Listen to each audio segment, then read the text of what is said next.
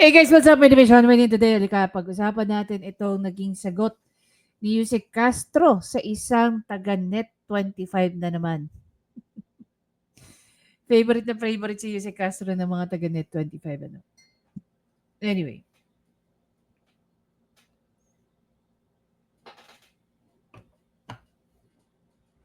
Dito sa video na to, no? Sinagot ni Yusek Castro habang nauutal siya na hindi niya alam kung paano niya sasagutin yung tanong ng taga-Net 25. Pero meron din tayo nakitang isang video at nakakatawa, may kinote pa dito si Yusek Castro. Ngayon, papakinggan din natin yung sinabi ni Bongbong Marcos prior sa kanyang second na SONA. So, hindi ko alam saan nakuha o saan kinuha ni Jose Castro yung quote na yan. Kasi ang dami-dami na nga sinabi ni Bongbong Marcos at pinagmamalaki. Kaya, nag-a-ask ng mga clarificatory questions itong mga taga-media natin. 'Di ba?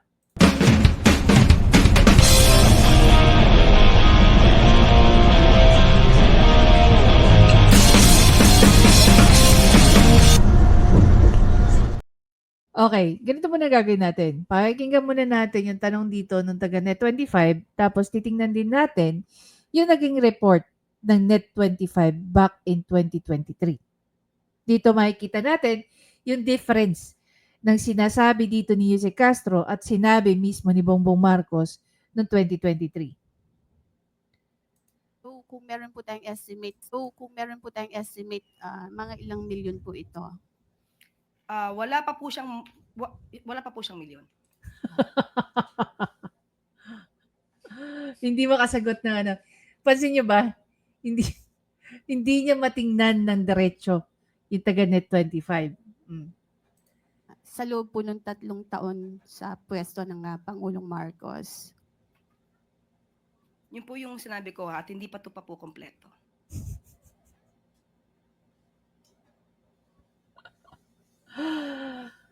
Ay, nako. Hyperbole? Sarcastic? May kabastusan pa rin ba? Kung paano sumagot si Jose Castro? Kasi po ang sabi 1 million per year. So, para mabuo yung backlog na 6.5 million housing units po ng Pilipinas. Ito. Titingnan muna natin kung saan ba nanggagaling itong statement na to. Marcos Jr. na kinumpirma ni Pangulong Bongbong Marcos Jr. na nasa higit 1 milyon na ang housing units sa ilalim ng programa ng pambansang Take note. Kung makikita niyo yung date dito, palalaki natin para makita niyo. This was posted in April 20, 2023. Magdadalawang taon na tong video na to. Ayon dito sa report na to, pinagmamalaki daw ni Bongbong Marcos na mahigit 1 milyon na ang napagawa nila. Balikan natin, ha? Kinumpirma ni Pangulong Bongbong Marcos Jr. na nasa higit 1 milyon na ang housing units sa ilalim ng programa ng pambansang pabahay para sa mga Pilipino. Inaasang kabilang ito sa kanyang accomplishment sa ikalawang State of the Nation. So parang lumalabas tuloy, itong pabahay na to, parang bigas lang.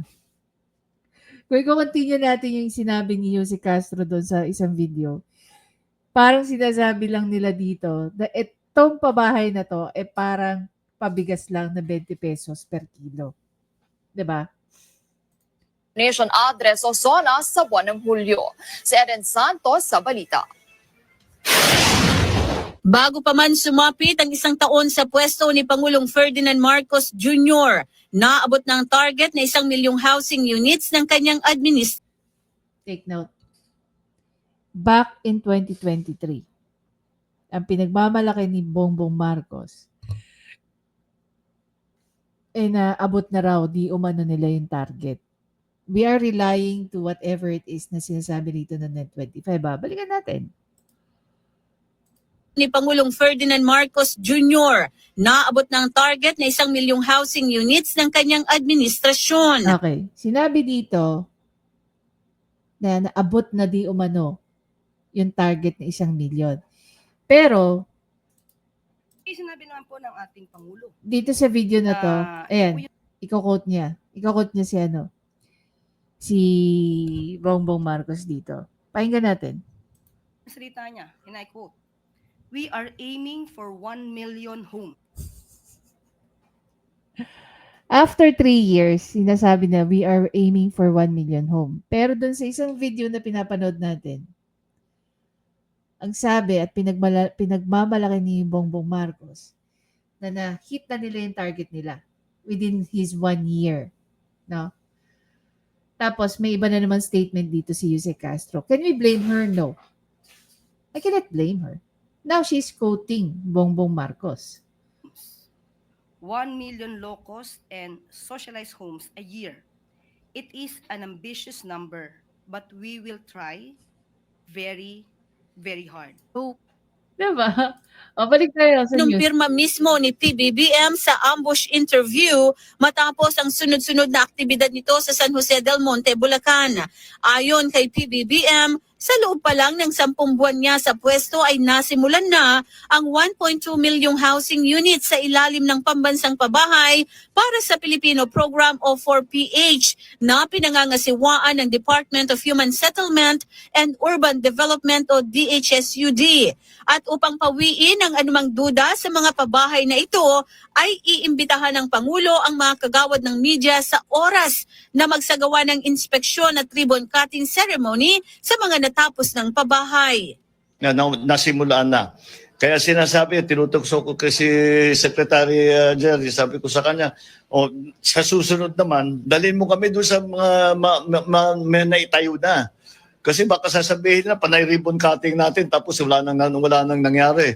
So sabi ko, that's the next part. Pagka nagsimula ng umaakyat, inspeksyonin natin para Sige nga, after 3 years, after magti 3 years ni Bongbong Marcos sa posisyon,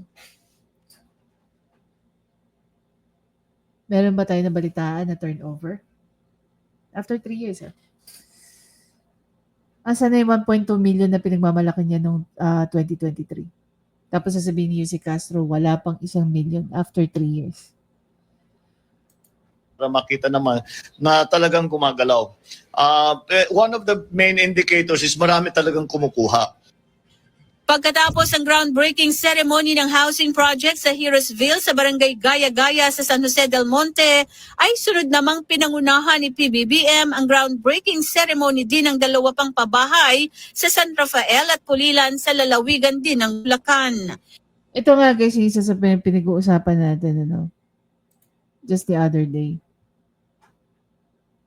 Panay mga ganyan, panay palabas, panay pa-hype. Pa-hype ng pa-hype, pahayop ng pahayop. Wala naman nangyayari. 'Di ba? Parang flood control lang 'yan 5,500 na flood control pero lubog na lubog ang mga lugar nung bumabagyo. Hanggang ngayon yung epic na 20 pesos na kilo ng bigas pinangarap daw ni Bongbong Marcos. Pati ba itong babahay, pinangarap niya na makapagpagawa siya ng 1 million kada taon, knowing that after magti 3 years, wala pang 1 million ayon nga kay Jose Castro. Na halos siguro out of kahihiyan, hindi niya alam kung paano niya sasagutin yung reporter. Hindi niya halos matingnan ng diretso. At the same time, nauutal pa siya. Pero kudos sa kanya, at least she was honest enough to tell. And yet, 'di ba? May ano pa rin siya, may depensa pa rin siya.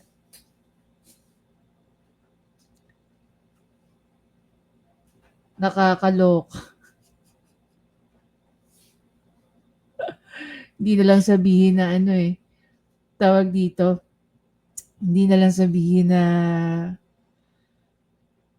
tawag dyan? Hindi nila kayang gawin. Diba? Ano na ba yung pinagagawa ni Bongbong Marcos na puro pangako, puro pinangarap, no? Very safe yung statement, pinangarap na magkaroon ng ganito karaming bigas, ganito kamurang bigas, pinangarap din na magkaroon ng ganito karaming pabahay. Diba? Puro pangarap ang puta.